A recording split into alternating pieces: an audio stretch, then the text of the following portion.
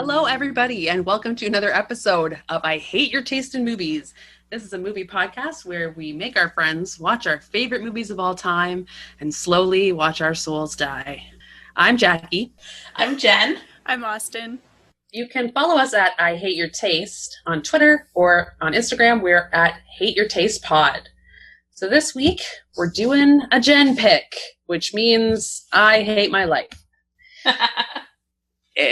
Jenn, tell us about this movie. Yeah, so my pick this week was Grave Encounters. This is a found footage indie Canadian horror film, and I absolutely love it. I thought it was a good October pick because it's kind of spooky, but it's still mostly really like fun. You have a good time watching it. They're both making faces at me, but I find it like a generally enjoyable Halloween kind of watch where you're like engaged with the film, you're kind of laughing, you're kind of going, oh, maybe at some scares. It's a good time. You don't look like you believe me at all. So I think maybe our experiences with the movie were very different. I'm getting that I considered this kind of like a fun crowd pleasery kind of watch. So fun's not a word I would use to describe this movie, just straight up the top. No, agree, no. Okay, misjudged that. Maybe it's because every time it's a Jenn pick, I go in thinking this is going to be like depraved murder, violence, torture, death machine. So I'm always like, oh, this is going to be so bad. So maybe if I knew it was supposed to be fun, I would have a different perspective, but I was instead cowering the entire time. Did you make a plot guess, Jackie? I did, but the other day, scrolling through Netflix, I caught a glimpse of Grave Encounters' description. Okay. So I think I was skewed by it, but I just knew that it's filmmakers going to a haunted house and they're like making fun of it. They're like, look at this loser house, not at all haunted. And then it's like, boom, actually haunted. That's my synopsis. Yeah. Yeah, mine's pretty much the same. I knew it was a found footage about a group of paranormal investigators who go to investigate a house. I didn't know what kind of building it was. And I knew that they got trapped inside. So that was kind of the extent of my knowledge on it. I think that I'd learned about it at some point before, because when I searched it on YouTube, there was a video from Foundflix that was like, ending explained, Grave Encounters, and it had already been watched. I have no memory of watching that video. So I feel like I went in pretty blind. Can you walk me through why you watch YouTube videos explaining the endings of movies you haven't seen? It's a misleading title, first of all. It's not just an ending. They go through the whole movie. I think it's just what helps me get through movies, is knowing what's happening. It's you know, I get a feel for the kind of scares, and I respect that. That's pretty much it, yeah. I love going in blind. I want to know absolutely nothing about a movie before I press play. Well, see, I've been doing that more. I've been doing the Nightmare on Film Street 31-day horror challenge, where they have, like, different categories for horror movies every day of the month. Most of them that I've chosen to watch are new movies to me, so that's been exciting. So I've gone into all of them blind, I think. Except for VHS, which I quit halfway through. But all the other ones I've gone in blind. That's pretty impressive, actually. I didn't think you would go into any movies blind. That takes willpower for you, so bravo. I also haven't done any super intensive, scary ones yet. It was like Rosemary's Baby and what else? Which I knew about just by osmosis, obviously. And then, like, I watched The Faculty yesterday. That was a great time. Can I just be a little insulted for a second that Austin is watching movies blind for a podcast that's not ours? And then with our podcast and my picks, she's like, well, I read the synopsis on Wikipedia, I watched a YouTube video about it, listened to a podcast, read the book, interviewed the filmmakers, like studied everything. Yeah, you can be insulted. Yeah, I am. That's fair. I apologize. I will also point to the fact that I've curated my own list with some input from Jen. Jen did help me. Pretty sure half your list I helped with, but you know. I changed some of your selections already, okay. So it's fine. Because you don't trust me? Exactly. Fine. Fair. I like that we're all so different. Austin goes in completely unblind. Jen goes in blind and loves it, and I go in blind and hate it more than anything on earth. So it's like we have all the spectrum covered. Yeah. So I do want to say again, just going back to whether this is supposed to be a joke. This movie is supposed to, Jen finds it quote unquote funny. My first note is immediately I can't tell if this is a joke. Is this supposed to be funny? My first written note, and then it goes downhill to just swears and scribbles. Amazing. Yeah, I mean, let's talk about the opening, I guess. Well, I guess, no, we have to hear Jen's connection to the movie sorry. first. Yeah, I was like, I feel like we got off track there talking about Austin's horror movies. So my experience with this movie, there's a film festival in Toronto every October that focuses mostly on like horror movies, but also like action and sci-fi, kind of just genre films. And I guess they had screened Grave Encounters at that festival, and I hadn't seen it, wasn't aware of it. I don't know if maybe I wasn't there that year, if it just wasn't one of the movies I picked. But a couple years later, they were screening the sequel, and they were really hyping it up. And they were like, oh, does everyone remember Grave Encounters? And people were like, oh, yeah, that movie's so good. I'm so excited for the sequel. And I was like, what did I miss? I very rarely miss like good horror movies. Like there's so many bad ones and so few good ones. I was very surprised that I hadn't heard of this one. So then I found it streaming and I watched it. And like I said, I just thought it was a really fun time. It's kind of everything that I love. I do really like found footage. I know that's a hit or miss subgenre, but I enjoy it. It's a haunted asylum. You can't go wrong with that. I love a lot of the stuff they're doing with like the kind of time warp and the hallways appearing and rearranging themselves. It just hit a lot of beats that I really enjoy. And I wouldn't call it a perfect film. I think it's kind of rough around the edges, like I said, because it is like an indie Canadian film. So it's not super polished and maybe some things could use a little more work, but it's just, I really like it. I think it's fun. I think it's creative. I do think it's kind of funny with like the ghost huntery aspect. If you've watched any of those ghost shows, which I totally have, Me too. I think they kind of nail the personalities pretty well. And it's just really fun.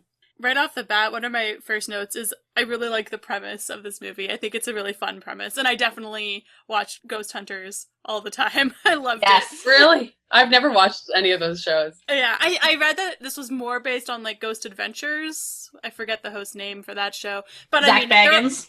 they're all the same, right? Don't worry, I got you. But I was definitely more of a Ghost Hunters person myself. But so I do buy into the premise. I think it's fun. I think I should watch this movie another time, to be totally honest. I think I'd probably like it a bit more. I think I was on edge with not knowing what to expect. And then, obviously, because that's the point of a horror movie, that I wasn't able to enjoy it. And then I think it's not that it overly scared me. I think there were just parts that I didn't love, if that makes sense. You say it hits a lot of the beats that you like, where I feel like I haven't seen, enough horror movies or enough found footage movies to say, oh, these are the beats, but I felt it hit a lot of the beats as like Blair Witch Project and stuff, which I do love. So right. I was kind of like, this isn't as original as I was maybe hoping it would be. When did this movie come out? This was 2011. Because have you guys ever watched Supernatural? Random yes. side note. Yes, I These know are like you're talking about with the Ghost Hunter show in Supernatural. Yeah, which one came out first? Because it seemed like it was the exact same thing. Supernatural's been on the air forever. Right? Yeah, that's why I don't remember what season that was. Ghost Facers, that's what they're called. Ghost Facers. I didn't know there was Ghost Adventures and Ghost Hunters. Yeah. But also the promos that they're shooting for their show. Walking through the grave. So funny. I was like, okay, I'm on board. Yeah, they definitely nailed that. Immediately I was like, now I am off board. Sorry, I'm trying to find out this Ghost Facers. It looks like they first appeared in season 3 of Supernatural. Now that's early. What that's year like 2005? 2008, it says. You are infringing on Supernatural's intellectual property. But I will say, like Austin was saying earlier, this is kind of reminiscent of Blair Witch in a way. I have seen other things that are similar to this, where it's like a ghost paranormal TV show going into a haunted house and then there's real ghosts. I just absolutely fucking love that. Like, I think that's fantastic. I really buy into the found footage movie concept because just to go deep immediately, like in the Blair Witch, they were talking about how they're in this stressful situation, but looking at it through a camera removes them from it to a degree and makes them feel more able to handle it. Mm-hmm. And I think that's the person I would be like, I will only look at this through the camera. I can pretend that I'm an observer. So I could see how it makes so much sense for this footage to have been found and to exist in the first place. Yeah, and it also makes sense. A lot of times in found footage movies, there's always a point where you're just like, why are you still holding the camera right now? This makes no sense. So when you start with like a filmmaking crew, first of all, they have the static camera set up around the place. So you can get that footage without having to like suspend disbelief of why someone would still have their camera pointed down the hallway when something's happening. But then also they are there to record and to get footage. And then the main character, the Zach Baggins type guy, Lance Preston, he's such a fucking like attention horror kind of thing. He's got to be on camera all the time, so of course he's going to keep filming. He's not going to put it down. Who is Zach Baggins? He's the host of Ghost Adventures. Oh, okay. I should expect name drops that I don't understand, right? I mean, this is my life in this podcast. I'm like, Bernadette Peters? Who is this person? I am going to have another paranormal TV show name drop. Did any of you guys watch Paranormal State? I don't think so. And you know my answer. Yeah, no. I loved that one. It was on when I was like in high school. But it was like the guy was like a student at Penn State or something, and he was going around to hunt ghosts. And there was a psychic that he had like come out to the houses with him named Chip Coffee.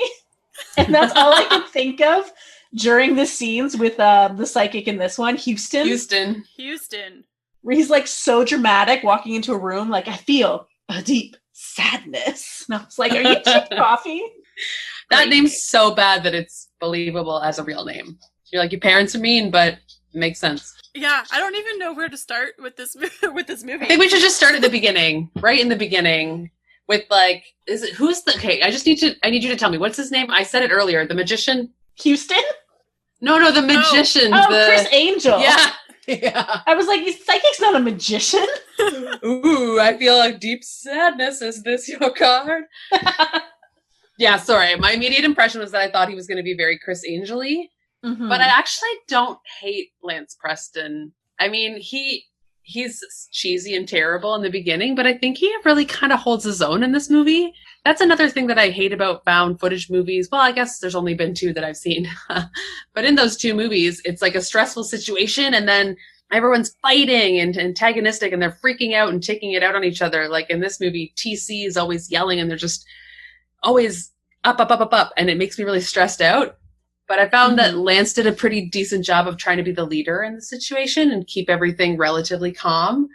So I wanted to know, like, are we supposed to hate Lance or like Lance? Like, what are you guys' thoughts about Lance?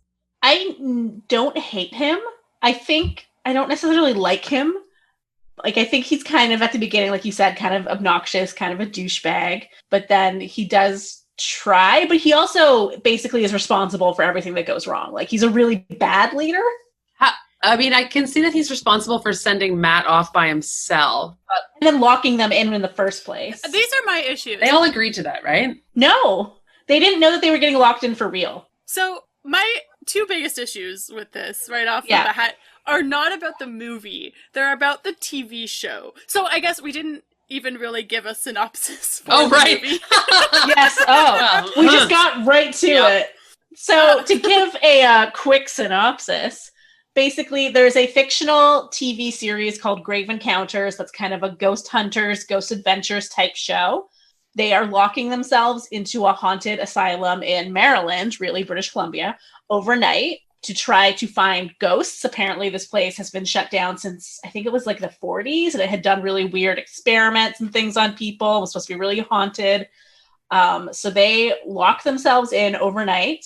And then they're supposed to get out the next morning. They see a few scary things over the night. Next morning does not come. They are just trapped in there for an unknown period of time, and the hauntings keep escalating. Yep. Time means nothing in there. Nothing's real. Nothing's as it seems. The biggest issues that I have are, like I said, not about the movie, but about the Grave Encounters, the TV show within the movie. The first of which being locked in overnight.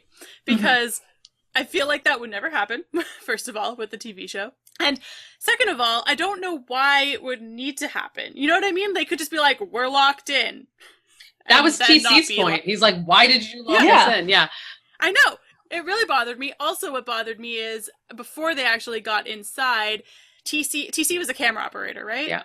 Yeah. He was so shaky on the camera, and like when Lance was like doing his interviews with the people and just standing there giving his introductions, there were so many like jump cuts and zooming in and zooming out and moving around, and it was terrible. I was like, this would be a terrible TV show. This would be absolutely awful. They are not even the production quality. Terrible. Yeah, the production quality is shit. Yeah, canceled immediately. So I was actually very surprised, because when that started happening, I was like, oh, this is going to be a rough ride. This is going to be reminiscent of Battle Los Angeles. I'm not going to know what's going on. I wish it was reminiscent of Battle Los Angeles.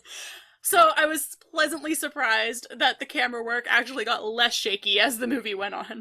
I actually didn't notice that, because it just seemed very I think Grave Encounters was a low budget show anyway, right? Like they're just a couple idiots. It was just unnecessary, right? Yeah, okay. Lance was standing there giving his like introduction to the video or introduction to the asylum and giving the history of the place, and the camera guy's like zooming in really like briefly, like very quick. It made no sense. Just hold it there. Just hold it steady. Do your job, TC. Come on, be better. Right? Yeah. TC is not the best. Do we want to just break it down by movie or by character? Like by part of the movie, chronologically? We can do by character if you want to talk the characters. And then we already got Lance out of the way. Do you want to do TC? Goodbye. Lance is cool. Yeah, TC is the camera operator. He's not in front of the camera barely at all, and never during the show, like during their filming of the show. He's like purely behind the camera dude. And like, he's super annoying when shit gets stressful. When the situation is intense, TC is not helpful. He's panicky. He's angry. He's confrontational. He kind of sucks. But I identify with TC because I feel like I would be that person. I'd be like, fuck this! And I'd be like, get us out of here! I don't give a shit about anything else. So like, I hate him, but maybe that's self-loathing at this point. No, I felt the same way. Like at first I really understood where he was coming from. And then I thought he just kept getting like, it was really annoying where he just kept like screaming and like pushing people out of the way. Then he started throwing around slurs. And I was like, I don't need you, TC. Oh no. There was slurs? Oh, yeah, there's a couple. When he was like angry and yelling at people and stuff like that. So it might have just got lost in his general screaminess. But that's when I kind of felt like, to me, it almost felt like they gave the actor the note, like, you're really angry and pissed off and want to get out of there. And he was just running with it. And there was no point where, like, he was kind of, like, pulling back and giving more depth. He was just all 100% the whole time. And I was like, I need breathing room from you, TC. You need to calm down. Yeah, he was a lot. But I know I would be a non-helpful person. The one thing TC did is when he's just like, I'm not dealing with this anymore. I'm taking this stretcher and I'm bashing through some doors. And I was like, I respect you. Didn't end up working out too well for him, but we don't have to get into that right away. Can I tell you who my favorite character is? Really, really quickly. My favorite character is the gardener that they try and interview in the beginning.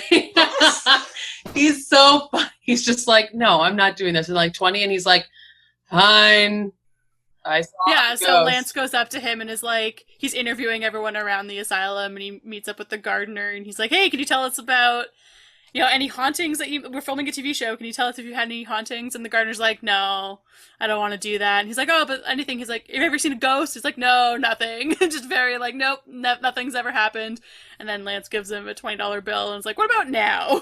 And suddenly he's like, I saw a ghost right there. Over there. Just points behind him. All over in this area. That was funny. I did like some of the setups to the TV show. It was fun. Like, especially because I watched those kinds of shows growing up. It was fun to get into that. What is the girl's name? Sasha, that's it. She's all right. She was kind of useless. Kind of a non-entity. I feel like she kind of had the roughest go of a lot of them, other than maybe Matt. But like, she had like scars on her back, things like playing with her hair. A lot of stuff was just happening to her, and then the rest of them were like, come on, Sasha, stop crying. And I was like, she's getting tortured, and you had a ghost like breeze past you. So she has a good scream for a horror movie. Scream queen, I suppose you would call her. But you touched on it. Matt has the worst deal. Yeah, he's like their tech guy in charge of like monitoring the sound and the cameras and stuff. Here's my other issue with this in relation to Ghost Hunters. The production of the TV show Grave Encounters. Yep. So on Ghost Hunters, they always set up everything, and they always go in teams of 2. And so they rotate. So they're always in that little truck. Their truck is where all the TV monitors are. They're outside the location, and then they go in teams of 2. I feel like Grave Encounters could learn a little something from them. Well, I think we were supposed to get the vibe that Grave Encounters wasn't necessarily like a polished TV show. Fair enough. They weren't experts like the Ghost Hunters show was, I think at the beginning, because the movie starts with a producer kind of talking to the camera saying like, oh, we just found this random footage. And I think he was saying this was like their 6th episode, and like none of them had aired yet. They were kind of just getting ready to be a show. So maybe they would have worked some of these kinks out later. Like, A, yes, you don't have to actually lock yourself in because half of your equipment is outside. B, like set up in the lobby, but then also work in teams and go film what you need to film and then take a break and like have some sort of like, I don't know, health and safety protocol. Locking yourself in overnight, even if there was no ghosts, something bad could have happened. Fire hazard, man. Yeah, like, how are you getting out there? There's bars in all the windows. Yeah, that's a really good point. Well, and it was just a strange aspect to keep real, especially because Lance had no problem, like, giving money to the gardener to tell him a ghost story and stuff. So it's like, you clearly don't care about, like, valid situations. You may as well just say you've locked yourselves in and call it a day. We didn't talk about Houston yet. Houston's amazing. I don't know if we're supposed to think, like, oh, look at this cheesy old actor who has no job, like, what a loser. But I'm like, I like the cut of his jib. He's like, I'll do what I have to do to make money. It's all spooky talking, and I don't know, I think he's a good improviser. I do also like Houston. My two kind of, like, favorite funny moments is the first when he's walking through as the psychic, and then they cut immediately, and he was like, was that too much? Yes. Let me know. I thought that was really funny. And then later in the film, I think maybe it's when they lost Matt and they are going to look for him, and Houston's just like, I'll wait here, and is like lying on the couch in the lobby, just like, have fun with that, guys. That would be me in this situation. I would be like, you go off that way. I'm just going to lie here. I'm going to stay where there's like snacks and water and my cell phone. Yeah. I mean, I know who I would be, which unfortunately is TC. I know who I wouldn't be, which is Matt. Who the hell goes off by themselves when crazy shit is happening? I don't really care about the cameras at this point. Abandon ship. Well, crazy things weren't really happening at that point. It was like a couple of little... Her hair got grabbed. That was creepy. That was a good scare. And he watched the footage of it, though. Like, he saw the footage of it. Yeah, I'm saying they had a couple of encounters, but as far as they knew, they were just packing up for the night. And Austin, you're saying if we were spending the night in a haunted asylum and someone else had their hair touched by a ghost, you would be cool to go pack up all the cameras by yourself? Here's the thing, Jen. I'm not a professional ghost hunter. Also, you could be. Let's do it. I would Good not luck to be you both. locked in an asylum overnight. Even caretaker Kenny is like, you want me to lock this? Like, I remember he's like, really, like, and Lance is over his shoulder, like, to the camera, lock it. And Kenny's like, oh. Here's what you do. You do a close-up of the chain and the lock, and you lock it. And then they're still on the outside of the door. And then you unlock it again, let them in, and call it a day. Producer Austin is my favorite Austin, I think. Yeah, it's like, I agree with you. I don't think they should have been locked in. Most of them don't think they should have been locked in. It was just stupid Lance who was like, this is a good, like, thing for the show that we can actually say we were locked in. Okay, so I have a question. Yes. So the crew goes in to the asylum. They do some ghost hunty stuff. They have a couple of small, quote-unquote, small encounters. And then eventually... Theoretically, 6 a.m. when the caretaker is supposed to be back to let them out, he doesn't show up, so they think, and they're basically stuck in there forever. But what happens to, is it because they were locked in? Like, what happened to caretaker Kenny? What happened to the random teenagers that they interviewed in there? Like, other people were inside the asylum. I think it's because they were locked in overnight. I don't think anyone else had actually done that. Okay. So they had sort of primed themselves. But they were also intentionally provoking the ghosts. That's true. Do you think the locking themselves in had something to do with it? Or just the fact that they stayed overnight? Just that they stayed overnight. I think if they hadn't locked the door, the same thing would have happened. They just would have easily opened the door and it wouldn't have been an exit. Yeah. Honestly, you know me, I'm confused by the whole thing. I'm like, are they still in the building? Are they in a different dimension? Are the spirits just making them hallucinate things? Is it daytime? Are they all in an asylum now and this is all in their head? Like, I wanted more of an answer. And again, this movie provides no answers and there's no ending that makes sense. So these are things I hate. Well, let's break it down. Let's go through some scenes and talk about them because I think that's a good place to... I wanted to say one other thing though. You mentioned this asylum is in British Columbia, is that right? Yes. Okay, good. Because for a second, when you said Canadian, I didn't realize it was a Canadian movie. And I was like, if I have the knowledge that this asylum is somewhere near me, I will not be sleeping. But if it's on the other side of the country, I'm okay with it. Did I say British Columbia? I meant the beaches, Toronto. Yeah, not cool. Queen Street East. That is where that asylum is. Can you imagine? I just lived here and I'm like, don't care what that big building is. Gonna walk past it. Hey, I live really close to the It house from the new It movies. Which one? Because I know they filmed all over the place. Ew, here in Toronto? Yeah, it's like down the street. Ew. It's near Gerrard Square. Don't like knowing that. Anyways. Sorry, yeah, we we kind of went through the characters. So now let's go into like what happens once they're locked in. Yes. So doors are locked. What is written on the doors, by the way? It says like you're gonna die. Death awaits. And they're just like, cool. And they ignore it. Come on, people. It was right there written in blood, essentially. This is one day we're gonna go to a haunted house or something, and I'm gonna be that one who's just like, cool sign. It says we're gonna die. Let's go on in, guys. And then Jackie will be outside in the van waiting. She'll be caretaker Kenny. She'll lock me in and never show up again. I mean, I would love to. But honestly, you know that in real life, I'll go into a haunted house, but Austin won't. So it's going to be a weird... Who's in the van? I don't know. I hope we never find out. But all right, let's start it out from the beginning. They're in the house. So the first scary thing that happens is the hair, Sasha's hair being ruffled by a ghost. Is that what we think? That's the first big scare. But I think the first scare is TC having the door slammed on him.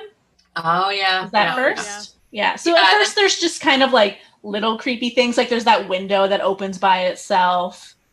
You see that on the camera. There's a wheelchair down the hallway where TC's talking on the phone, and then it like moves ever so slightly. I saw that. I was proud of myself for seeing that, because I was like, don't watch this. But then I saw it and I was like, I'm in. It's so little, but it's honestly one of my favorite like scares in the movie, because even just like turning down a hallway and there's a wheelchair there, terrifying. Like, why is it there? Who put it there? I don't think I saw that scare. It's when TC's walking around by himself, and then like his wife calls. He's on the phone with his wife, being like, I'll be home soon. And he's standing and he put his camera down. So the camera's facing a wheelchair in the middle of the hallway. Yes. And he's kind of facing the other way, and then the wheelchair just sort of like moves a little. I think that I watched a good chunk of the movie with my eyes through my fingers. And I tried to hold out. So the one thing I will say about this movie is I do appreciate how much it builds the tension, especially with the static cameras that they just have standing, and you know something's gonna happen. And so I tried to hold out. I was like waiting. I was like, okay, I can do it. I can keep watching. And then I'd like panic at the last second and probably missed a couple scares that way. I did that too. So I definitely missed some. And I also had to mute it for a little bit because the silence was too tense. So I had subtitles on and I watched it without sound because it made me feel better. Whatever gets you guys through the movie, honestly, I'll take it. If you need to pretend it's a silent film, that's fine. But then I guess the next scary part is when Sasha's hair gets pulled. That one got me. I was not expecting that. And it was good. The effects in this movie in general are pretty good for a low budget. For sure. Jump scare fest. That hair scene has been used in a few other horror movies since. I definitely noticed that, where it's like, oh, the ghosts playing with their hair. I think one of the Conjuring movies did it. Yeah. It follows, right? It is a terrifying idea.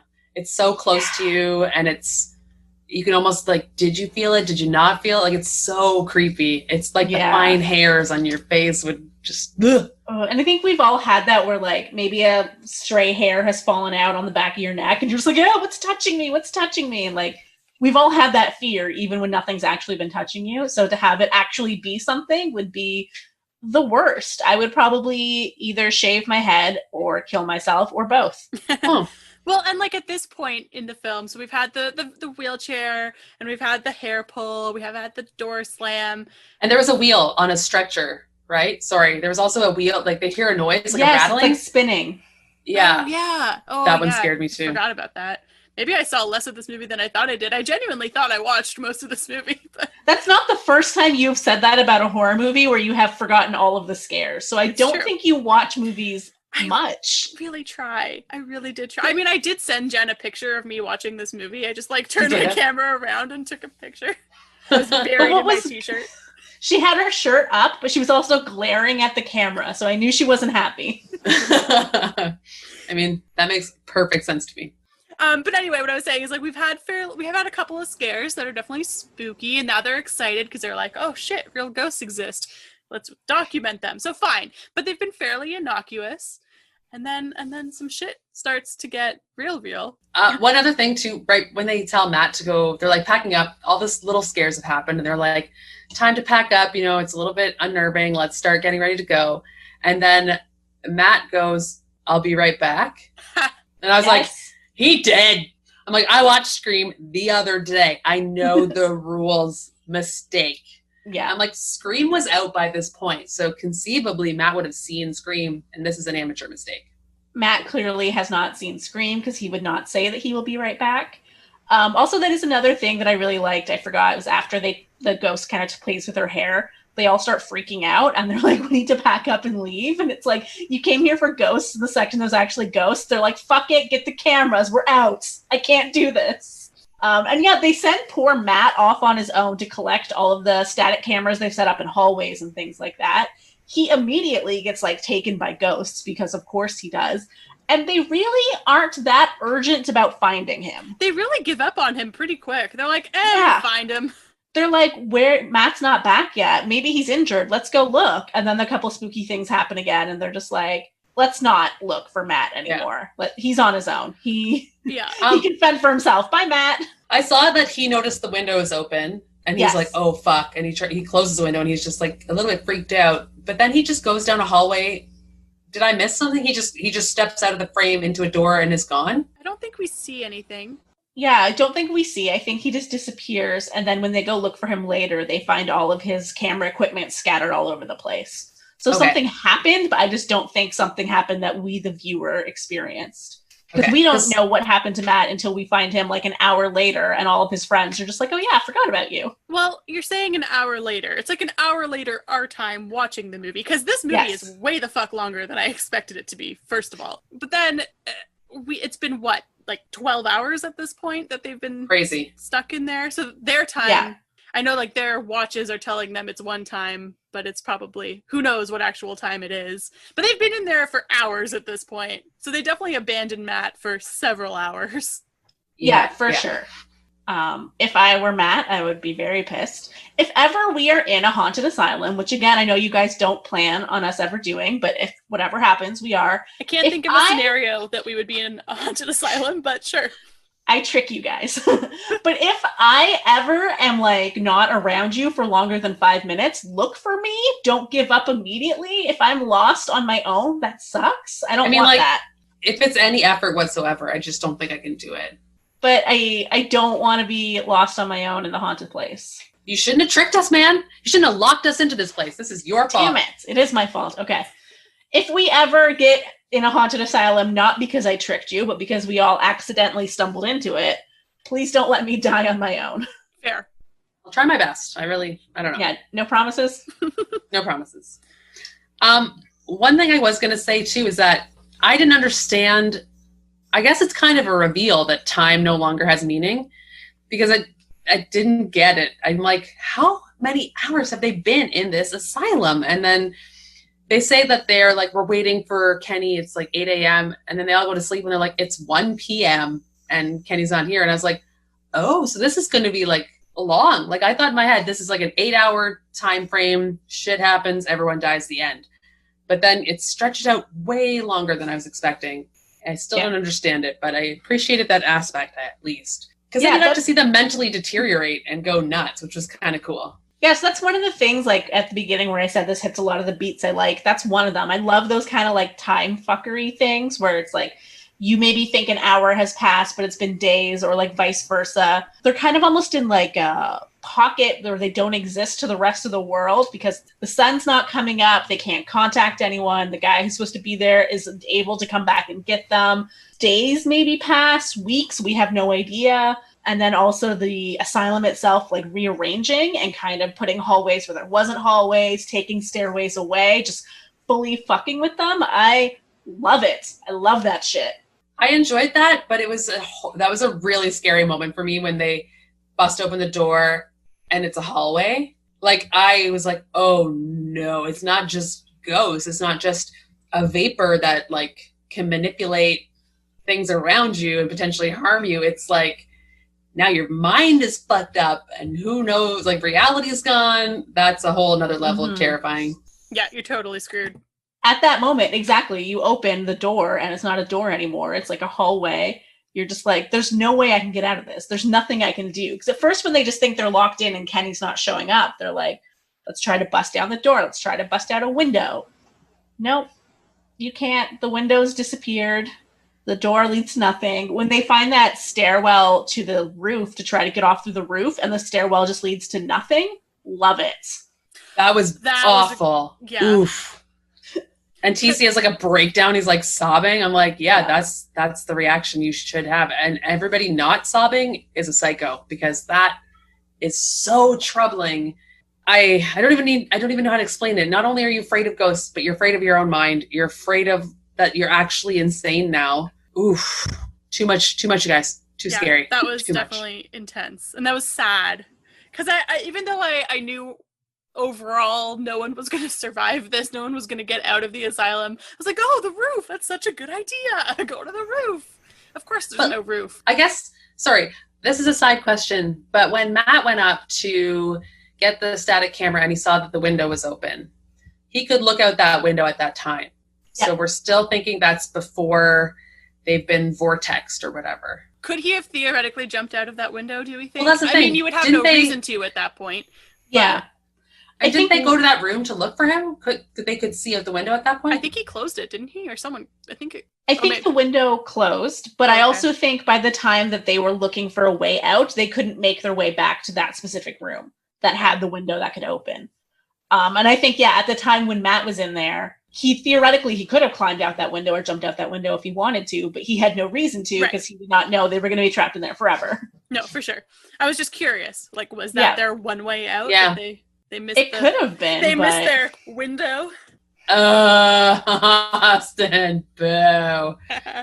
Please show yourself out. Thank you. Yeah, Austin's off the pod. Later. So then shit starts getting even more real somehow, you know? Oh, yeah. Real. So I did not care for the thumbnail of this video when I saw it. Which was? Ghosty face. Some sort of demon ghosty face. Yeah. So I was like, I'm not going to care for this. So I think I was so like ramped up for demons or scary ass ghosts, whatever they were, that I had a harder time with the first half of the movie because I kept waiting for the even worse stuff because I knew it was coming because of those like thumbnails and the few pictures that I had seen from it. And so I was like, okay, this is coming, so I clearly can't watch. Whereas I think if I watched it again now, I'd probably enjoy the first hour quite a bit more. I made a note where I said, I'm freaking out before actually seeing any demons, but I know they're coming. I like my ghosts invisible. So, yeah. Interesting. The note I have, it says, Jesus, I hate this. I just saw that. My next note after that is don't approach the ghost, which I think is the woman standing in the corner. Oh, I didn't like that. So that's when shit really hits the fan. Okay, so they are running around at this point. They go into a room and there's like a woman in a hospital gown in a corner and they're just like, hello? And I'm like, don't approach the ghost. Again, even if this isn't a ghost, like you don't want to be interacting with this crazy person in an abandoned asylum who has possibly been the one fucking with you this whole time. Like you just want to go away. Yeah. I thought that was Matt. I was like, at that point you kind of knew time was fucked. So I'm like, has he aged years and now he has like long unkempt hair and that's Matt? No, it wasn't Matt. It was a girl who screamed and her eyes and her mouth were all distorted and it was horrible and terrible. But because I thought it was Matt, I wasn't prepared to be scared at that moment. So I'm like, it's Matt. He'll turn around and he'll be all lobotomized, but he'll be Matt. No big deal. But then it was not. I jumped out of my chair. It was an intense moment. I was like, oh, fuck. I had a very TC bodily swear reaction. Yeah. Yeah, I think I had to rewatch that one on a replay. I think on some other random... I rewatched that Found Flicks ending explained video after watching the movie, so I watched the scare in that. Do you know what might have scared me the most, though, is when the static camera is focused on Houston, who has become separated from the group. And doesn't have a light. Doesn't have a light, so he sees nothing. He's in the pitch black, and he's like, guys, Lance, where are you? I'm just like... It wasn't so much the view of him that scared me, because you knew something was going to come. That wasn't so scary. It was imagining myself in that situation that really like made me very uncomfortable. I would be fetal position, insane. Like my mind would be gone. It would be insane. Well, and before he gets attacked in there, you do see the door like open on its own. Yes. I liked that. That was good. But Jackie, I had the same reaction as you where I couldn't help but think like, what would I do if, again, I'm in some haunted place overnight, it is pitch black, the people I'm with who have the lights have been separated from me, I am on my own in the darkness, can't see shit. He's like trying to feel the walls, like walking around, calling their names. No, I would be hiding. I would be like, I can't see you. You can't see me. We're good. Ghosts, move on. Find someone else. Right? I'm going to be doing that tonight. I'm going to hide under my covers after we finish recording this. That's definitely my plan in all stressful situations. Yeah, but then it did not work out that well for Houston. After the door opens, he kind of gets killed by an unseen force. Yeah, his death was actually like not my favorite. It was kind of a low point. It was just because it was cool. He was being choked. Something was lifting him off the ground. He was being strangled. That was cool. But then there was some kind of weird pseudo explosion and he went flying. And I was just like, that didn't seem, it didn't make sense. I'm like, what is this? What was this light? Like it break his neck or something or beat him around the walls until he like is limp. But this weird flash bang, like, that was unnecessary. It was less scary than I was expecting. Yeah, I'm not sure if that was supposed to be like all of the energy from the ghost is sort of manifested or something like that. But I agree, like when he's getting kind of choked in the air, like that's really creepy. Even if they had just done that and then like drop his body down into like a loose pile of limbs, that would have been kind of creepy and gross. They just needed to get that extra jump scare in there. Yeah, I do think, like I said earlier, I don't think it's a perfect movie. And I do think at a certain point when shit starts getting really real, they kind of start just trying everything. And I'm like, that's fair. You're experimenting. You're doing lots of shit. I like it. But sometimes I'm like, you could have just pulled back a little. You could have done a little less and it would have still been just as creepy. What did you think of the arm room? I feel like I did. Maybe that was a repressed memory from when I randomly watched that YouTube video, who knows when.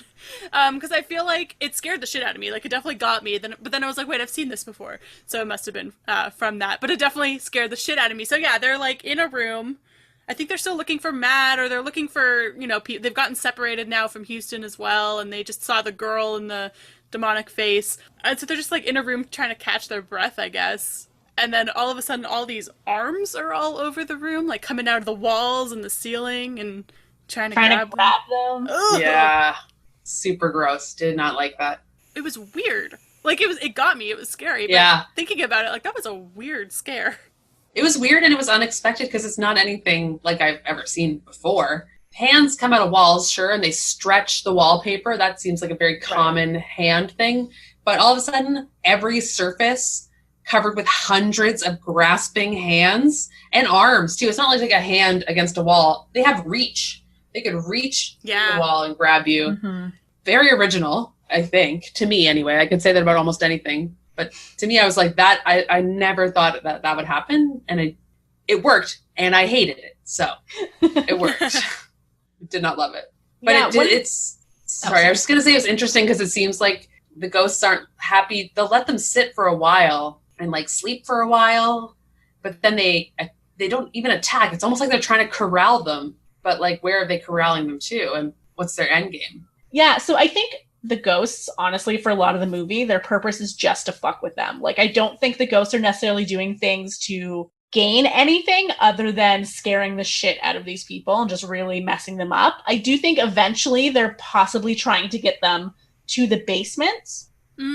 But I think they're having fun on their way. Because again, like we said, like this movie takes place for the characters over the course of days of them being like psychologically tortured. I think that's intentional. I think if the ghosts wanted them in the tunnels, day one, they could have just been like, there's a fire upstairs, let's escape through the tunnels. And then they all would have been down there. But instead they kind of had to sort of get messed with and picked off. Yeah, that's a good... Here's a question about the ghosts' motivations. Do you think that Matt killed himself or a ghost killed him? I think he killed himself because of the ghosts. Yeah, so I think it's hard to say because when they find Matt again, he's clearly been living in the asylum for much longer. He's now a patient there and he's kind of lost his mind a little bit. He's been talking to the doctors there. He says things like that. Like, they say they'll let me go as soon as I become sane. And then he throws himself down an elevator shaft. So I think he is killing himself, but because of what the ghosts have done.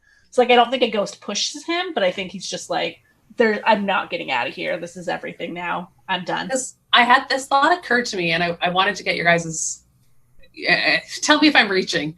Tell me if this is an insane thought.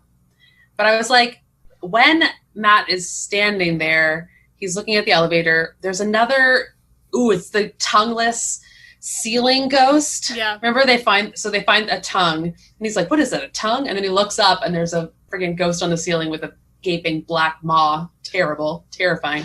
But this ghost chases Lance. Lance gets a door in between him and the ghost. Him and Sasha are bracing the door and freaking out. And Matt is watching this, and then he jumps. So in my mind, I'm like, did he know that if he sacrificed himself, like if he died, or that would distract the ghost, or it would satisfy them for the time being, and they would leave Lance and Sasha alone? Like, was it a heroic type situation? Did he sacrifice himself because he knew that would make this demon stop torturing them for a minute? I mean, maybe. I never really considered it like that. I guess Matt probably is a little more in tune with what the ghosts are doing just because he's been there with them a little longer. So it's always possible. But then Matt is also present at TC's death, where he does not heroically intervene and instead just lets a ghost in a blood-filled bathtub suck TC into oblivion. So this happened so fast. I was like, what the fuck just happened? And then he was just gone, right? Like, I'm assuming they stayed and tried to dig through the blood. Yeah, like, he was just gone. He was sucked basically into the bathtub by a ghost, and then they flipped the bathtub over and all the blood spilled out, and he wasn't there. Oh, that's fucked. So he just disappeared. And again, I think that is great. Fantastic. I hate that. I want to know where he is. Where did he go? You don't. We don't know. This is why I hate Where did like any of this. them go?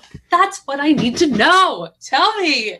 I love shit like this. It makes me crazy not having answers. Here's the thing. Our imagination is always going to come up with something scarier than what a movie does. So when it doesn't give us that answer, you get to think that it's the most terrifying thing in the world. This is exactly the problem. If at the end he'd opened the Satan book in the basement and was like, oh, an alternate dimension, we would have been like, oh, that's lame. No, I'd have been like, thanks. Thank you. Because now when I don't know, when I let my imagination take over, it's a horrifying place. I don't want to be there. I want answers. Don't leave me hanging. Well, I'd like to think that Matt died heroically, but you know my love of the hero. But my question about Matt, he jumps down elevator shaft, boom, bloody. They have to go past his body to get to the tunnels. Were his eyes closed and then open?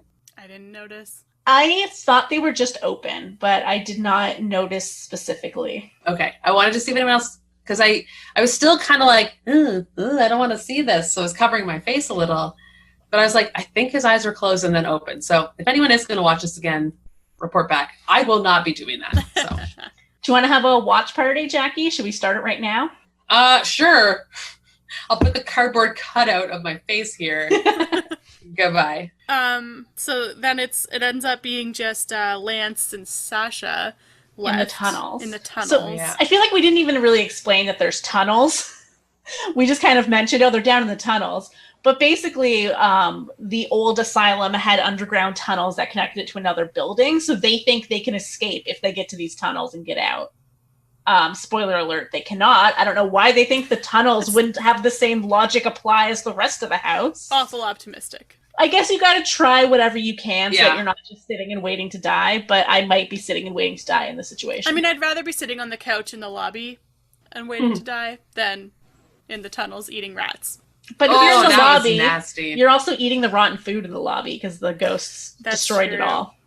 Yeah, I was going to say, did the ghosts even destroy it, or did they just manipulate time again? And maybe they weren't sleeping for hours, maybe they were sleeping for weeks, and the food is rotted, or they sped up time inside the cooler. Who knows? But yeah, so Lance and Sasha are in the tunnels, and it's been a long-ass time at this point. And so Sasha gets sick. She's suddenly really sick, which I didn't totally get. I feel like I wasn't quite sure what was happening. I knew she was sick, but I didn't really understand where this came from. But they nap, and she disappears in a mist. Yeah. Again, the mist is a little weird in the sense where it's kind of just like, okay, I guess you were trying something different. You wanted everyone to die or disappear in different ways. But the mist was just a little strange to me. I would have liked it if maybe she had just got up and walked away in the middle of the night. I think that would have been creepy for watching the security cam, and she just gets up and walks down the hallway and disappears. Yeah. I'm a big fan of stuff like that. Or even like Austin said, she'd been kind of sick before. She was like throwing up blood and stuff like that. If maybe she had just thrown up something entirely gross and like improbable and died in some really bloody body horror type scene, I could have down with that. That didn't happen. No one else seems to be on board with that. Your brain, man. Damn. That is... I was like, yeah, the mist was kind of lame. But now I'm like, no, man, mist. 100%. Give me that mist. I have not made you guys watch any body horror yet. So yes, please keep it that way. I don't even like that it's a term that you know. What is body horror? Do not explain. That wasn't a real question. I don't want to know. It's exactly what you think it is, and we'll get to it eventually. She's easing us in. Please no. But sorry, her death was way too easy. That I'll say. I'm like, she just got to sleep and be like gently carried off by death mist. That's kind of lame. I mean, if you gotta go. Yeah, I would choose that way, I'm but... gonna choose that one over all the other ones. Why'd she get to go easy? Maybe because she had nice hair and the ghost was like, don't want to ruin this hair. Right? But again, she did have like the worst run of anyone haunting-wise. Oh, we didn't even talk about the other one that really scared me when the demon bust through the window and grabbed her. That scared me. Yes. Just me? Just me? Okay. Yeah, she was standing against the door that had the window in it, and the demon... Oh, yes. Yeah. Punched his arm through. So to recap, she had her hair touched. She had words carved into her back. We didn't talk about that either. Yeah. Was it a word? Yeah, wasn't it like... Did it say hello or something? Yeah, I was like, it was either help me or hello. I think it was hello. I thought it was just scratches. Which, the ghosts are clearly fucking with them. Exactly. They're like, you wanted to play, here we are. Yeah. She had the demon burst through the door and grab her. She started throwing up blood. Just all around, she had a real bad time. Yeah, you're right. She really did.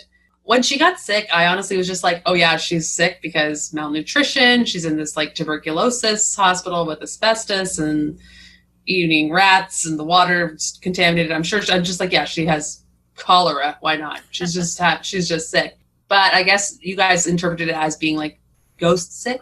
I did. Yes, I did. I love that you just went for the straight scientific approach. This would totally be you if we were in an abandoned asylum. Again, I would be like, there's ghosts here. And Jackie would be like, there's asbestos here. We can't stay.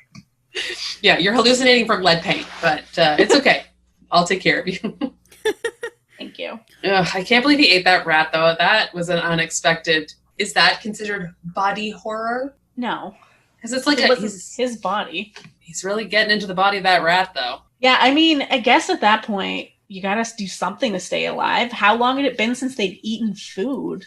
But I mean, the ghosts want them alive. Or at least want... Or maybe that's getting more into, like, sequel territory, which I also looked into.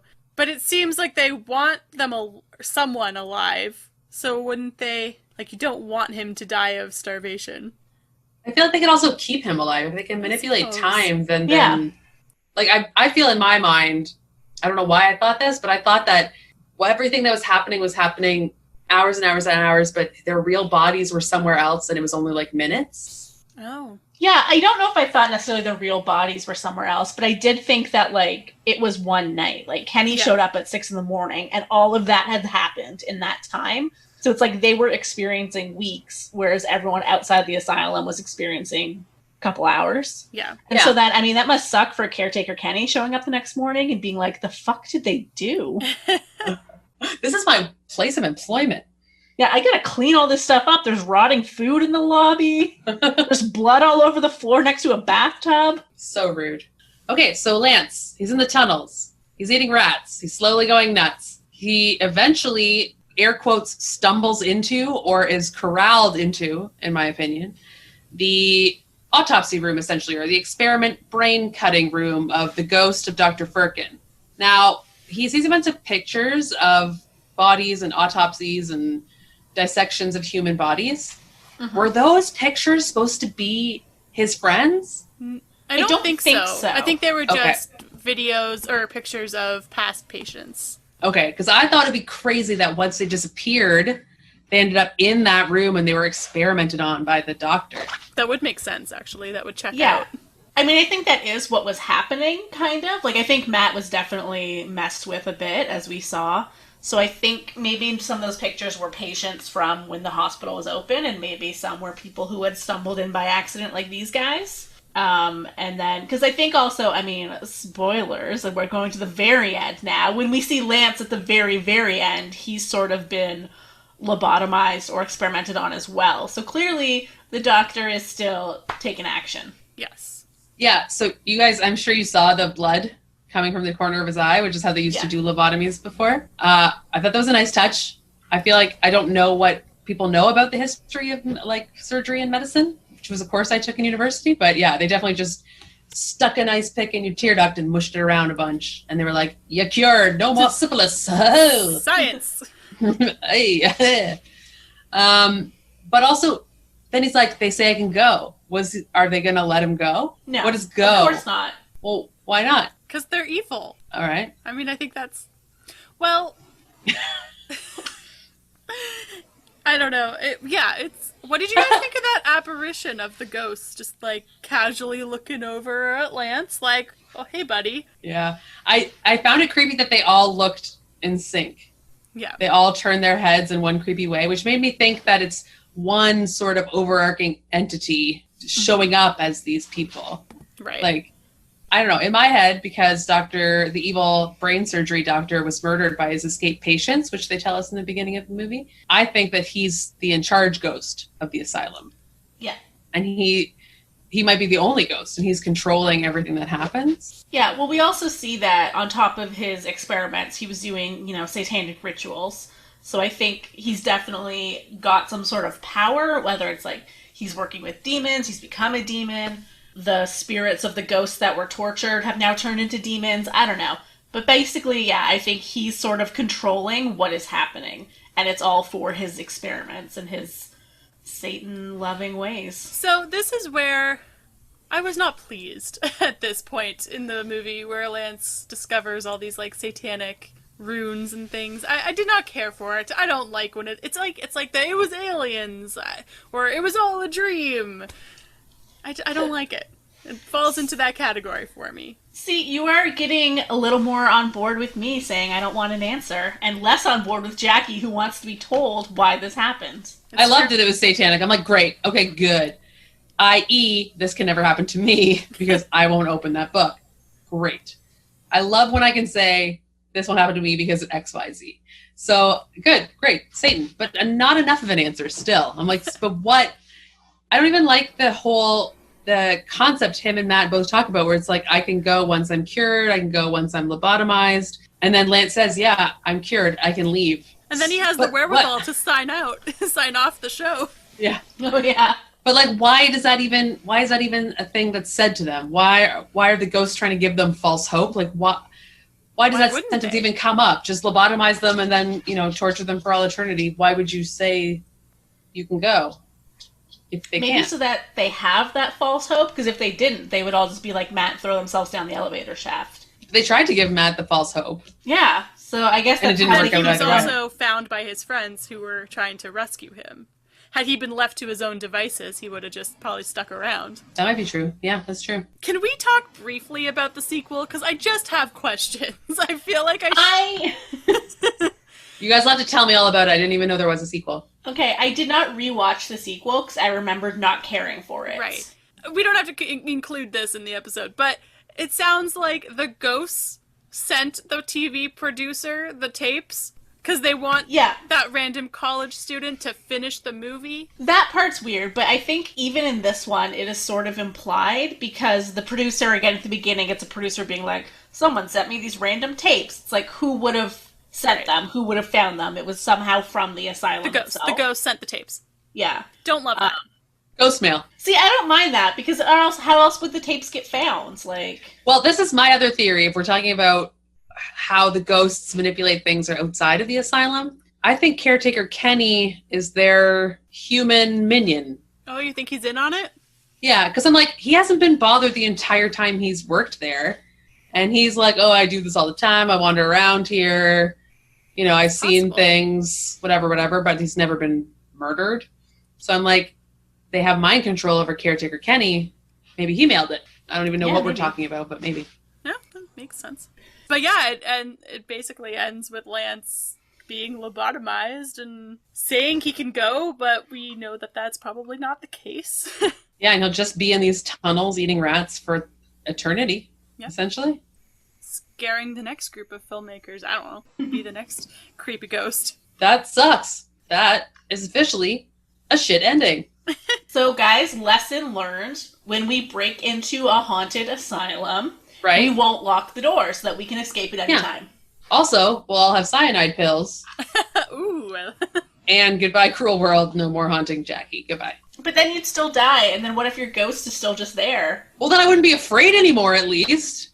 I get to fuck with people. That's okay. I'd be into that. There could be a hierarchy of ghosts. There could be demons. They can still mess with ghost you. Okay, well, at least I'd know what was coming, sort of. I'd be like, well, they're just ghosts. They can't hurt my incorporeal form.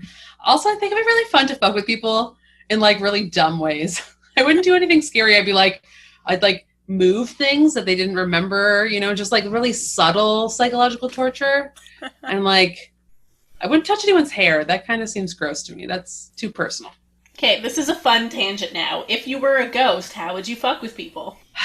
I like the idea of ghost gaslighting. Like, essentially just changing things and making people question whether they've actually gone insane. Right, like... And because I'm invisible, I can see them be like, once they start thinking they go insane, they're like, okay, I'm putting my cup here, right? And they're very deliberate about their action. And then they turn away and it's gone. And then they turn back and they'd be like, fuck. That would be fun. That's what my thing is. I would do something completely insane that no one would believe them about. Like, I think it's one of the Paranormal Activity movies where they come into the kitchen and, like, everything is like... Sorry, Austin, did I give you trauma? One of the few movies I've seen. Like, everything in the kitchen is, like, stacked together in the middle, and there's just nothing, there's no reason why everything is moved. Like, nothing could have done that. Me, the ghost, it was me. Oh my god, total tangent. That's awesome. Now you just traumatized me again with Paranormal Activity. I just thought of the scare where she's in the kitchen and there's a little, like, ghost in the sheet and it just, like, drops down. Oh, yes, I love that one. Whew, okay. Was it, sorry, now that we're on a Paranormal Activity tangent, was it in the third one where they put a camera on the oscillating fan? Because I loved that, because you're, going this way and then back this way across the room, and at one point something's going to appear and you don't know where or when. I thought that was very clever. Yeah. It sounds awful. Now that we're just talking about other found footage movies. Well, I guess we could talk about that in relation to this movie, because I feel like how does it stack up? Is this one of your favorite found footage? So, I do really like it. I was trying to think about what my favorite found footage movies would be. I think, I'd say this is in the top. I'd say I would put Wreck above it. OG Blair Witch, obviously. I like the VHS series, even though, Austin, you gave up on the first one. Yeah, and then I'd probably throw Grave Encounters up there, up in that grouping. I read that the directors, which is another issue I have with this movie, the Vicious Brothers. What? I didn't name them. That's what they call themselves? The director and executive producer, whatever. The Vicious Brothers. That's not their name. Their last name's not Vicious. They're not brothers, as far as I can tell. Oh, anyway. That's dumb. That's dumb. But I read that they wanted the ghosts or the demons to be, like, not subtle at all. They wanted them, like, running at the characters to really differentiate themselves from ones like Blair Witch. But I don't know. But I still felt like, especially Blair Witch, and maybe it's because I've watched it recently, I felt like this hit, like I said at the beginning, it hit a lot of the same beats. Like, it was, friend goes missing, a tongue on the floor. Like, it just, like, very specific things that were the same. That's true. Tongue is a very gross thing to find, so I respect that, but I didn't make that connection. You're right. They could have done anything else. Didn't have to be another tongue. Yeah. I also find it interesting that a TV network would air this. They didn't. Well, what are we watching then? The executive producer says at the beginning that they got this footage and it's being, like, submitted as evidence. It's not going on TV. Okay, I think I misunderstood it. I think I knew that they didn't air the episode, but for some reason I was like, oh, I guess they decided to release something, but yeah. Then why are we watching it? Why are we as a viewer watching it? Because it's a movie, Austin. No, we're watching this is me pulling a Jackie. I need logistics. Why are we watching this? It's a movie about the found footage. Who right? is the producer talking to then? Who am I in relation to? A film crew who is introducing the found footage, which is like a documentary essentially of the found footage. Right? I'm pretty sure the producer at the beginning says something like, this has been edited for your viewing so you can understand what happened. I don't think he's presenting it to an audience like people on TV. I think he's presenting it to, like, investigators. People to understand what just happened. We are theoretically an investigator.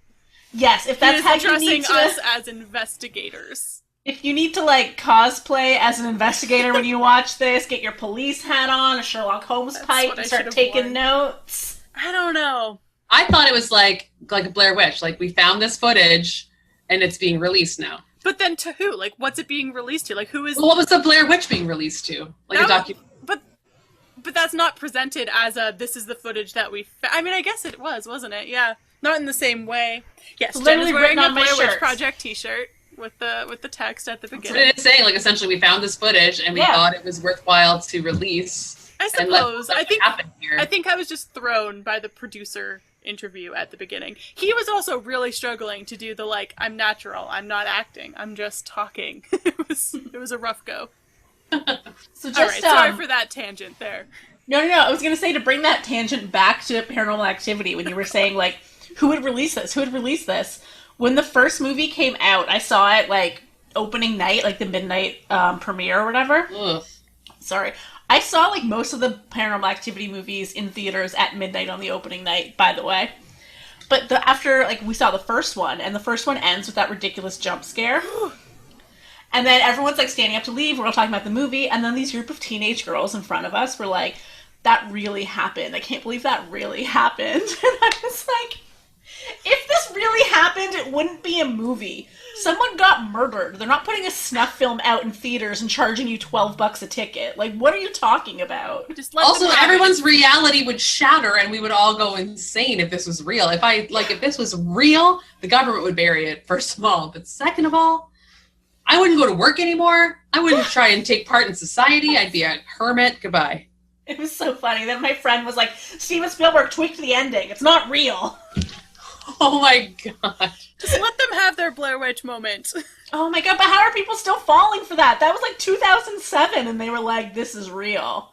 When someone finds proof of a ghost on their home video, they make a movie out of it? That's hilarious. Teenage girls, you're the worst. Yeah. Why do you ruin everything? So, I haven't seen any of the Paranormal Activities. How many are there? Oh god, too many. Okay, so not worth watching. There's maybe 5. Wow. I've only seen, I think, 2, maybe 3. That's way more than I thought. Yeah. But I also thought there was only 2 found footage movies. Blair Witch and this one. Yeah, pretty much. So should we do high points and low points? Are we there yet? Yeah, I think we are. Nice. My high point, I think, was the hair pulling. I think that was good. Maybe because it was like the first scare. It got me. It was good. I liked it. I was like, more of this, please. So that was my high point. And the concept in general, I think, is really fun. So I'm high point to the concept and the hair pulling. Low point, hold on. My note that I wrote for a low point seems a little melodramatic. Yes, gimme. I want to know. Okay, I wrote, a little too heavy on the making fun of ghost shows for my liking. Obviously, those aren't real either. I just thought it was a little ham-fisted. Oh. Wow. Austin has like a secret, like, deep maternal love for ghost haunting shows. Give me my Jason and Grant, and I'm good to go. Who's Jason and Grant? They're the Lance Preston of ghost hunters. Plumbers by day, ghost hunters by night. And do they have is the name of their show, what was it again? Ghost Hunters. Oh. I thought it was going to be, I was hoping it was going to have like a play on the fact that they're plumbers. But like down the drain or something about ghosts. But I mean, oh my gosh. Missed opportunity. Okay, my high point was when they're like all standing in the hallway and they all go, grave encounters. And they all say it together. I was like, yes. That's amazing. That made me laugh like out loud. I was like, nice. That's the perfect, cheesy, terrible, low production value intro to a television show. So I respected that little effort. And then the low point, I had a hard time with it because like the entire movie was a low point because I did not enjoy it at all. And I was very tense and I was in an emotional state I don't enjoy being in. So it was all low. But then I was always thinking like, what if I was one of these characters? Like I always try and put myself in characters' shoes. And I couldn't decide, would my low point be Houston in the dark hallway, isolated from anybody he knows, no light, no concept, knowing that something is coming to harm him, or the psychological low point of when TC's running up to the roof access thinking he's found a way out, and then it's just a blank cement wall and it just destroys his brain. So I'm like, which would be the low point?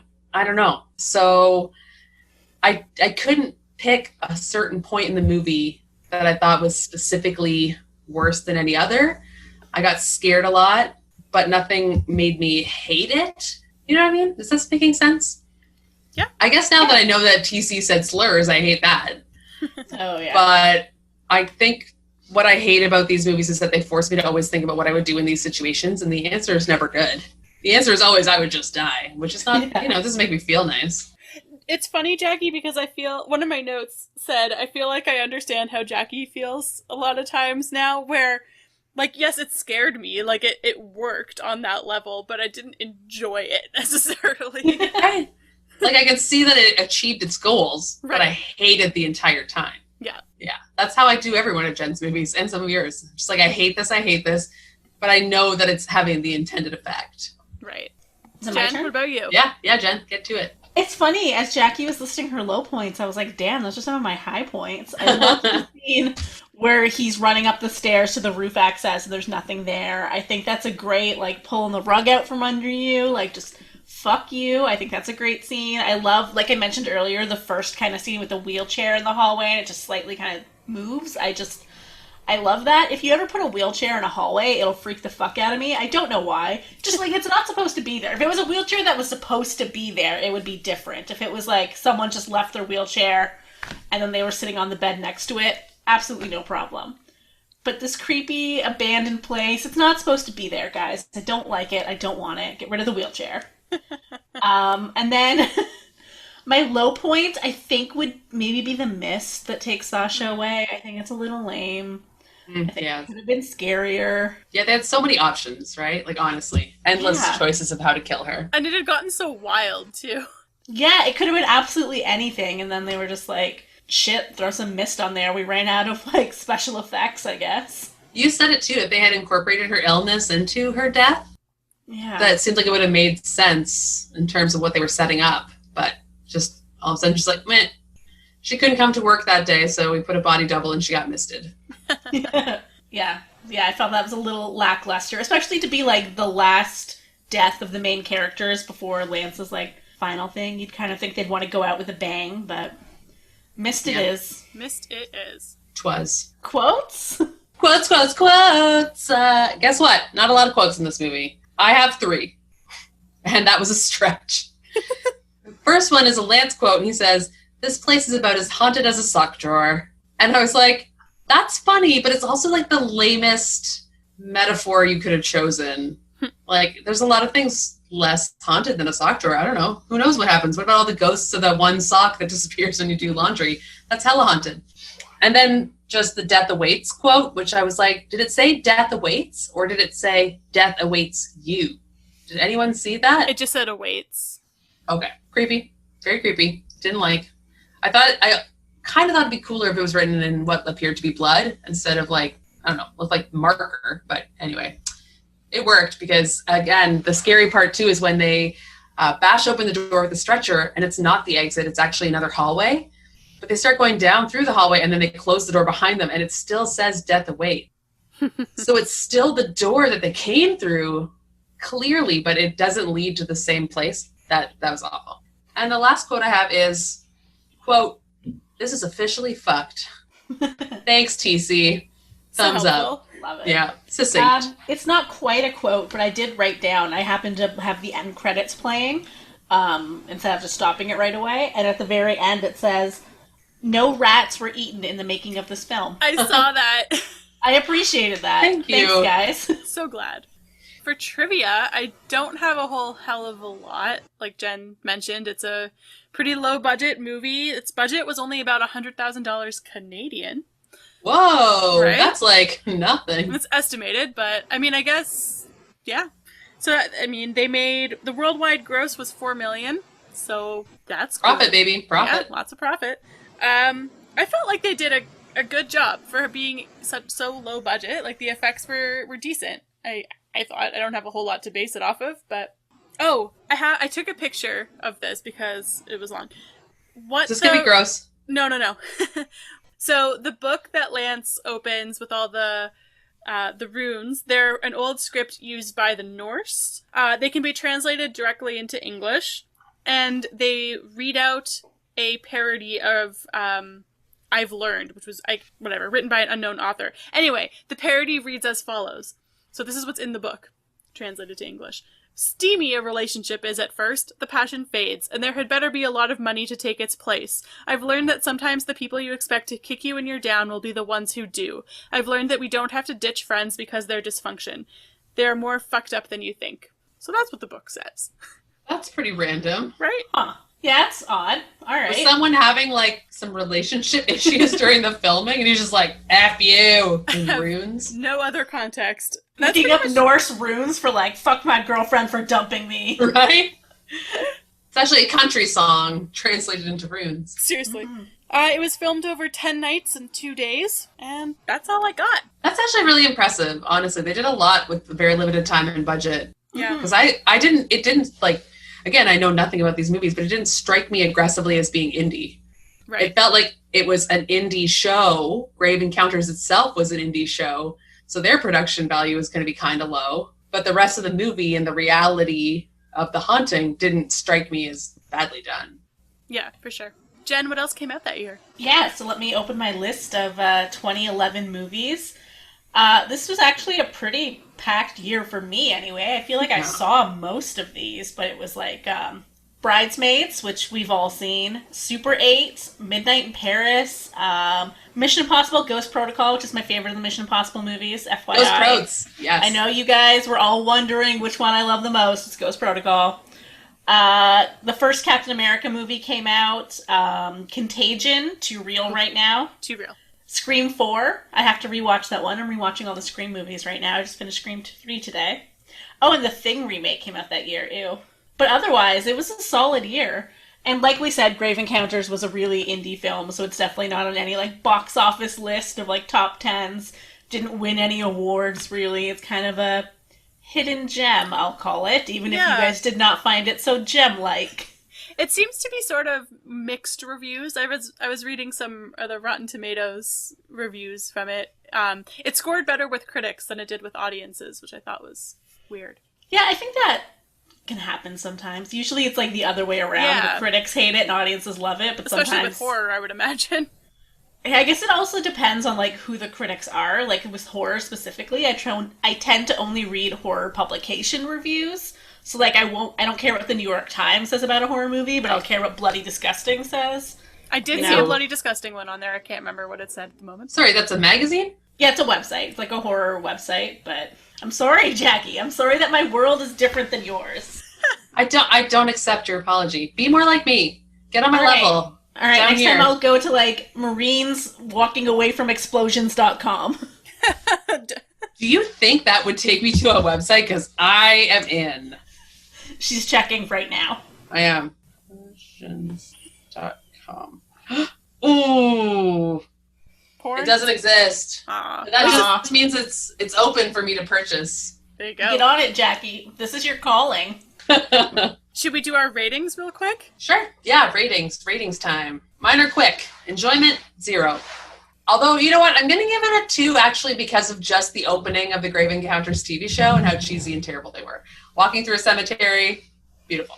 So I'm giving it a 2, but I want you to know it's not because of the movie itself. And for quality, I'm going to give it a 5. It was well done for what it was. I could see a couple things were pretty obvious, and like the ghost that came out of the bathtub was clearly a dude. Like some stuff was just very obvious and not at all scary, I guess. Like the obviousness of the effect made it less scary.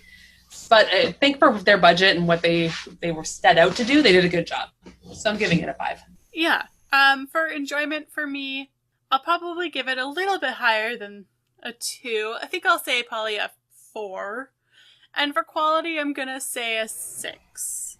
Because, yeah, I do think it's they didn't have much money, and I feel like you can't tell. I feel like it was, as far as I was concerned, it was really well made. Some good scares, some scares that I wasn't as crazy about. I hate jump scares, so this was an issue for me. So, that's about where I'm at. Nice. Yeah, my last note that I wrote in my notebook watching this is a delightful film. Clearly, you guys do not agree with me, but that's how I feel. I think this is a super fun, entertaining watch. So I'll say my enjoyment was probably like an 8, and then quality, I'll say it's like a 7. Like I said, there's some problems. They could have been a little stronger, but for what it was, like we've said a million times, really indie, really low budget, Canadian. No offense to our Canadian brethren, but sometimes you can tell when a movie's Canadian. Yep. Rick Mercer's in it. Yeah, they did a really good job. I thought it was a really good, enjoyable, delightful little film. That's awesome. Well, I can't say I'm glad you brought this movie into my life, but... Not at all. You are. So what is on the agenda? Oh, do we need to check in with the friendometer? How are we doing? I'm feeling fine. Green, girls. Greens. All green. I'm fine. Okay. I'm not upset you guys didn't love this one. I'll get you next time. Oh, gosh.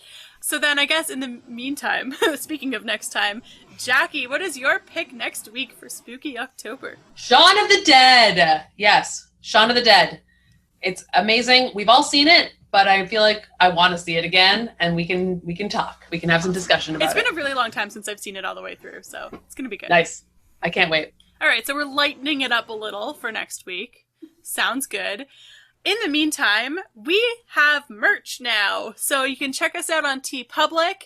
I believe it's I Hate Your Tasted Movies. Search us up there.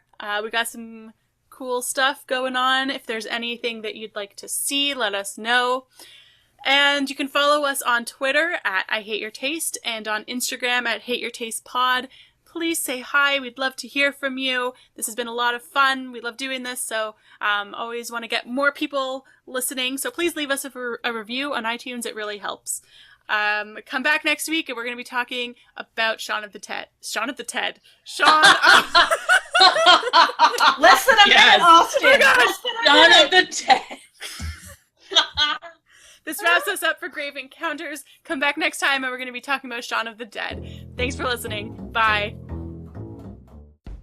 Hi, this is Tony, the host of the Flicks X-Rayed podcast. Each week, I am joined by guests. Hello. Hello. Yo. Why, hello there. Hello. Hey. Hello. Hello. And we have a roundtable discussion where we dig deep and X-ray a bunch of our favorite films, and some really terrible ones too. We really like to go back and take a look at films that may be forgotten, maybe in the past, and still lovable films. If you want, you can follow us on all the major platforms, iTunes, Google, Stitcher. If you want to find out more, you can find us online at www.flixxray.com. And you can also find us on Twitter, Facebook, and Instagram if you want to reach out to us. Good night, Internet.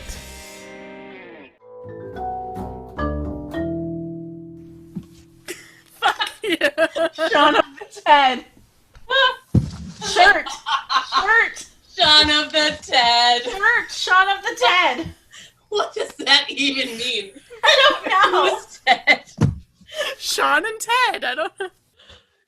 I'm keeping this for next week. I don't care about what movie. It's Shaun of the Ted now. Next week, you're going to open your notebook and be like, why did I write Shaun of the Ted? And then I'll be like, oh yeah, that was